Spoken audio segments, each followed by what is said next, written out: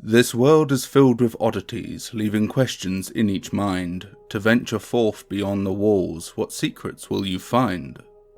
Deserts that will drive you mad, or swamps to eat you live, frozen wastes to chill the bone, and woods where horrors thrive.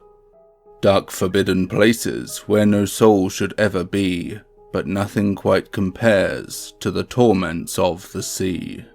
A great so many creatures do dwell within the deep, gliding through the murky waves, or in darkness they do creep. All manner of monsters in oceans ever roam, but they are truly not the worst to call the sea their home. For those upon a ship and scouring the waves may meet a sailing spirit to drown them in their graves. To an unsuspecting sailor at duty on this trek, he may not note a new shipmate now present on the deck. Its purpose is quite simple. The ship it is to sink, and all the sailors then aboard will fall into the drink. They first appear as human, but this changes over time. Their flesh begins to rot away, replaced by weeds and grime. Their dark abyssal mouths wheezing awful sputtered groans, these long accursed souls are the crew of Davy Jones. Now legends are aplenty, with creatures from the blue. Krakens, mermaids, sea monsters, may be a god or two. So many made to legend, with sailors as their source, but with such a superstitious bunch, they're surely fake of course. But then again, from time to time, you'll find a certain tale that is sure to leave you feeling tense at the horrors they regale. For one person in particular, an astronomer no less, had suffered an experience that he had to confess. On a scientific voyage that was set for the New World, one Henry Bernard Horrington recorded what unfurled.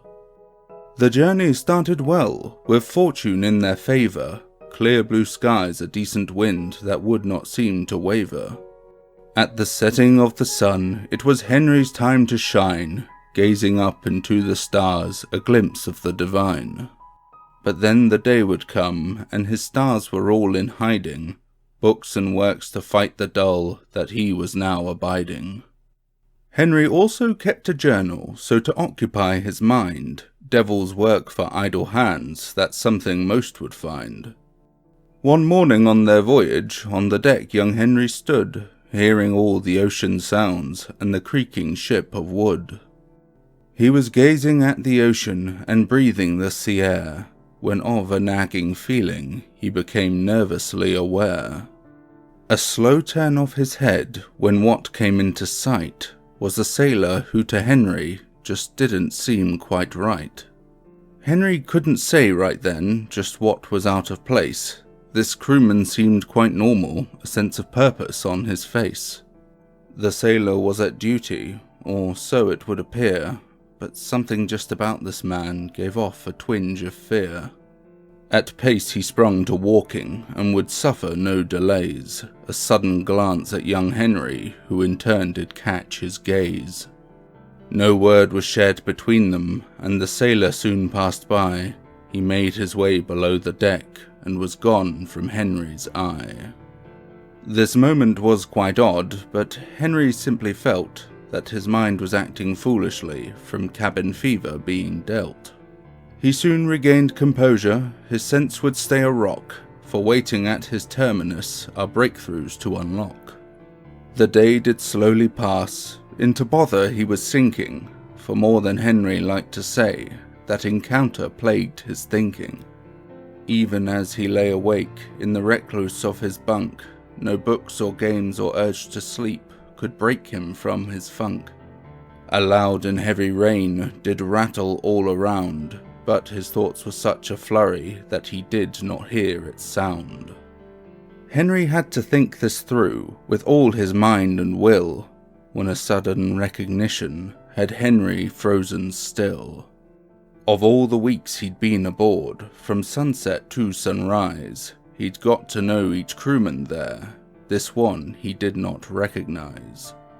But that could not be right, as there must be some mistake. Could they truly have a stowaway? A chance they could not take. Climbing swiftly out of bed, Henry threw his jacket on. He made his way towards the door, and from his cabin he was gone. The darkness of the corridors did add to his concern. To reach the captain's cabin fast did Henry sorely yearn. At any point he felt as if that out from in the night he'd see the stranger fast appear, then he'd have to run or fight. The thudding from the rain did grow louder as he moved. He saw the steps up to the deck, and his confidence improved. Climbing up the steps, Henry felt the hit of rain, postponed for but a moment, but he pushed on through the strain.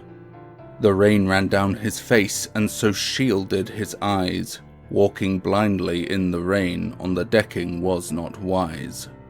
Henry held his footing, but to add to his dismay, the waves against the ship had the vessel in a sway.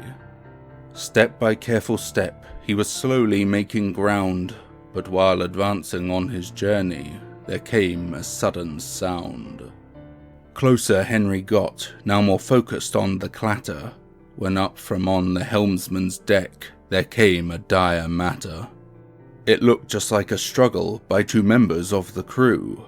Henry tried to see them clear, but the rain obscured his view. He moved a little closer so their actions would be clear, but a sudden thud upon the deck, and a body did appear.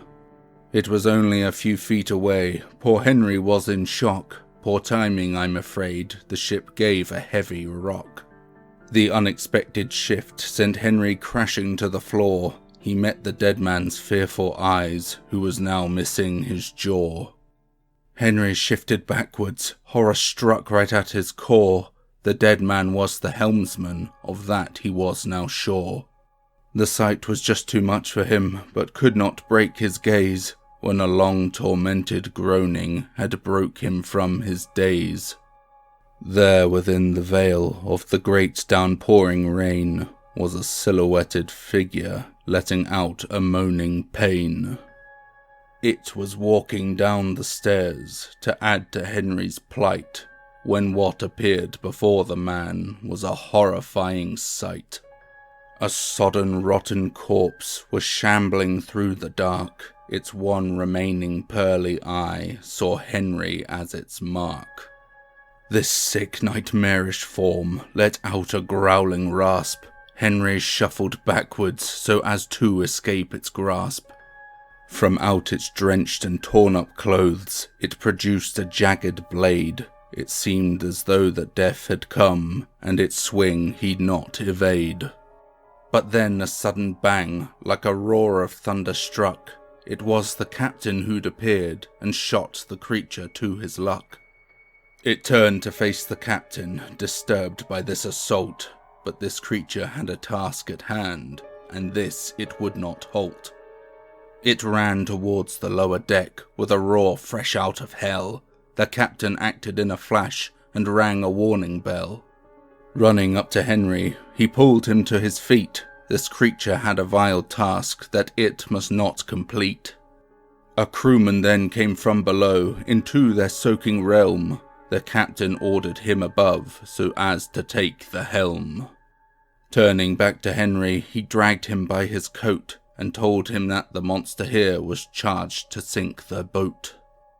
Soon they were below the deck, on guard while they explored, telling crewmen what they found of the dead man now aboard. They worked their way on cautiously through the brig and cargo hold, into the bowels of the ship, their bodies damp and cold. The groaning of the wooden ship rang around their ears, but another noise was sounding off, confirming both their fears. The grim and guttered growling of the monster did grow loud, kneeling there upon the floor, darkness covered like a shroud. Perhaps the shot had injured it more than they first had thought. As they slowly closed the gap, their nerves were truly fraught. The monster was not moving, as it sputtered and it coughed, when Henry noticed at his feet The floor felt oddly soft.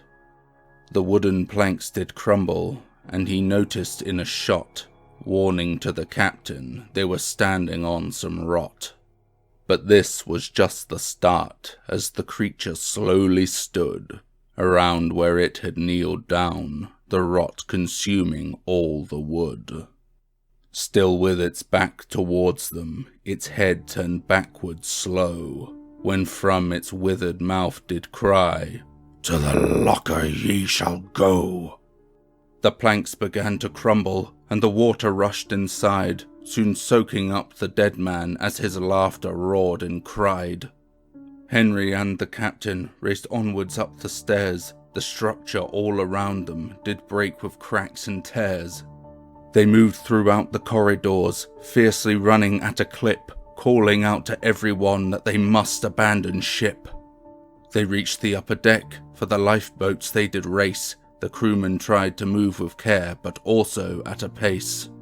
The ship did rock quite forcefully, so many felt unsteady, but the captain held a strong command and kept all at the ready.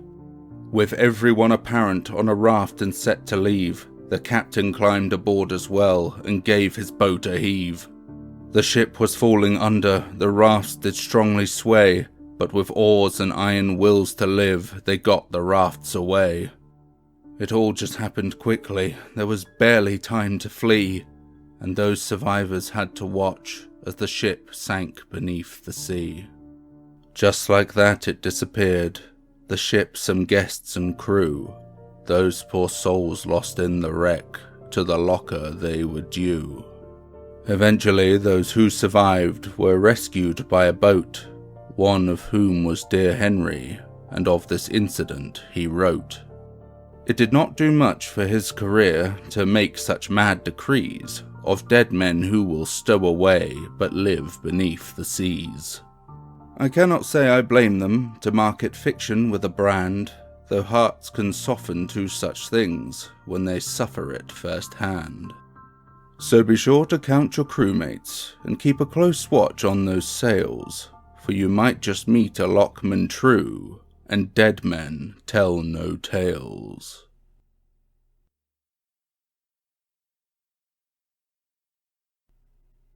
Good day, I'm Jar19 and thank you for listening.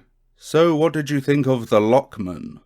Hopefully we'll have you thinking twice before committing mutiny and hitting that unsub button. Don't you do it! It was good fun to write a story with a flair of pirate legend Davy Jones thrown in. I'm just sorry I couldn't make a good shanty for you. Maybe next time. I hope that you enjoyed today's video. If you did, then perhaps subscribe, leave a like, and if you're feeling particularly cheeky, maybe even a comment. I do hope that you'll join me again. Stay safe, sleep well. But remember, here we make monsters.